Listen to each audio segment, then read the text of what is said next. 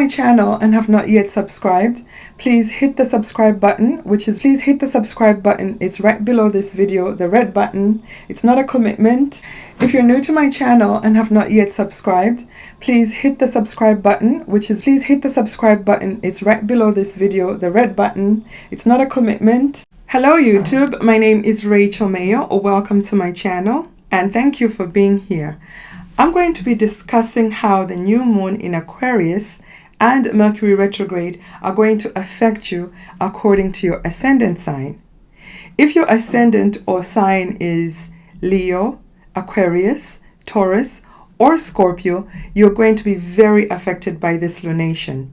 Also, if you have any important angles or planets in those signs, especially at the degree of the new moon, you're definitely going to feel the effects of this lunation. This new moon is probably one of the most important new moons of the year. This is because of the Jupiter-Saturn conjunction that happened on the 16th of December in 2020. This is a 20-year cycle. So this new moon is almost an initiation of what is to be your future for the next 20 years. So this is very, very important. Geminis and Virgos are also going to be very affected because their ruling planet Mercury is going retrograde at this lunation. I suggest that you listen to the whole introduction because this is going to be very important for you. The Aquarius new moon is asking you, what are your hopes, dreams, and wishes? What are your plans for the future? Most of us have been sitting at home for the past year. We've had enough time to think about what we want to do with our future. We've been thinking, planning, and plotting. It's now time to make those thoughts and dreams become a reality. Mercury retrograde started its retrograde shadow on the 15th of January at 11 degrees of Aquarius. He went retrograde on the 30th of January at 26 degrees of Aquarius, and he will go direct on the 20th of February. While Mercury is going retrograde, it's important to be careful with your technology and your devices. Make sure you have information that is important to you backed up. Retrogrades are good for going over things, returning to things that you worked on before, returning to complete a job that you had started, revising some information, and trying to make amends where you have to. Anything that starts with an RE is good to do during a Mercury retrograde. You could recover information that was missing or something that you misunderstood. It's also a great time to find something that was lost. Mercury retrogrades are notorious for bringing back exes. So an ex-lover could show up, or you could receive a phone call. Some of you could actually bump into them on the street.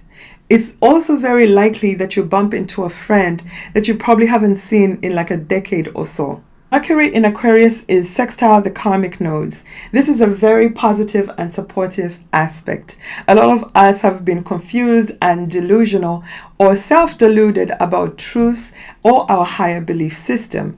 This aspect is going to start clearing some of that delusion. We are going to receive information, truthful, factual information that's going to help us evaluate what we already know and what the truth is. This is going to help a lot of people start seeing the truth for what it is. Mercury at 17 degrees is exactly square Mars in Taurus, also at about 17 degrees. This is a square aspect. It's an aspect of friction. This is one of the tightest aspects at this lunation. This is a very difficult and challenging aspect. A square aspect will make you take action. Unfortunately, square to Mars, it will be aggressive and hostile action. So if you're the type of person that's easily triggered, I suggest you really choose your battles wisely because the other person is not very likely going to back down. Mercury retrograde will bring back ex-friends and ex-lovers. Unfortunately, at this time, they might come back to settle unsettled issues from the past. One of you might be very angry. It's very likely that there will be some type of hostile exchange here. So if there are some unresolved issues between you and an ex-lover or an old friend, I suggest you try and settle them in a calm manner because things could easily go out of hand. The conflict could be about love, how you treated the other person, or it could be about money. The aspects which are happening right before this new moon and after are going to make for very interesting Valentines. It will be very exciting for some and very upsetting for others. This is definitely going to be one of those hot and cold type of Valentines. If you're one of those that will manage to settle your differences, this will make for a very hot Valentine's. It will be great for makeup sex. That's because some of you will actually make up, break up, make up, and break up after some heated exchanges. And we all know how that ends up if there is truly enough love and passion between the two of you. And if it's just a friend that returns, there is a possibility of a toss in the mud and a makeup after. Hey, if you like the content of this video, please press like and subscribe. It really helps my channel grow. And if you don't want to watch my videos when I upload them, you don't have to. Just subscribe. The new moon in Aquarius wants you to start thinking out of the box. Old and outdated ways of thinking are not going to work in this society anymore. So we all have to update. So I suggest you start learning new skills using the internet. If you don't have a website, it would be a great time for you to create a website. It's a perfect time for you to join an online group. If you're not on Facebook or Instagram, it's time to join. Everything is happening on the internet. Take your business to the internet. Take your quest for love to the internet. Where exactly are you going to meet anyone in this pandemic anyway? If you've been procrastinating about starting a YouTube channel, this is an opening for you. Start your YouTube channel. You just never know where it will take you. At the end of this introduction, I'm going to list a few dates, a few key dates that are very important if you're trying to make a major life-changing decision. Even if you just want to know when to arrange that perfect date. This Mercury retrograde in Aquarius is different simply because there's a huge stellium of about 6 planets at this lunation, and Mercury going backwards is going to bump into each of those planets. So if you're feeling rather intense and confused, this is the reason why. Some of you may not understand that when we have a full moon, the energy of the full moon lasts until the next full moon. The energy of a new moon is going to last you until the next new moon. So technically, this energy is present for about 30 days. So don't expect things to necessarily happen exactly on the day of the full moon. For some people, it can happen depending on the degree of your ascendant or depending on the planet that's being activated in your chart. And to know this, I suggest that you go to astro.com to get your free natal birth chart so you can find out where your ascendant is and which house your moon sign and your sun sign are in. Listen to your ascendant reading for the actual impact of the lunation. Listen to the moon sign to find out how the lunation will affect you emotionally. The sun sign will give you an overall picture, but I find the ascendant to be most accurate. This lunation is happening at 23 degrees of Aquarius. This degree is very, very important simply because this is the degree that Jupiter will start its retrograde motion. Jupiter will pass this degree 3 times, and Saturn is also going to come and pass this degree, and we all know that Saturn is about restriction. So this means that wherever you begin at this lunation is going to be very important. Some of you might really go big, and Jupiter is going to go over this degree 3 times. When it's retrograding, when it's moving past the degree, and when it comes back on the degree to go forward. And Saturn is going to pass over this degree, and we all know Saturn is about restrictions. So if you overdid it, Saturn is going to point out what you overdid and he's going to restrict you or give you some lessons. This lunation is part of a huge stellium in Aquarius. This is what's making this very intense and very personal in the house of Aquarius in your natal birth chart. So let's examine this stellium. Let's start with Mercury. Mercury is about our immediate environment, siblings, neighbors, communication, short distance travel, technology like our devices, our phone, and our learning skills. Mercury retrograde is square Mars in Taurus, so this indicates there will be some type of aggressive action, aggressive speech, and hostility and arguments. This could be about love or money. And then we have Venus. Venus rules love and money. Jupiter is about abundance, expansion, luck, and law. The two beneficiaries, Venus and Jupiter, are conjunct in Aquarius at 12 degrees at this lunation. Jupiter is the greater benefic, Venus is the lesser benefic. This is a very beneficial and lucky aspect in astrology. So this is what's going to bring some type of cheer to this new moon, even after all the hostile exchanges. Some will find love and some will have financial windfalls. So take advantage of this date.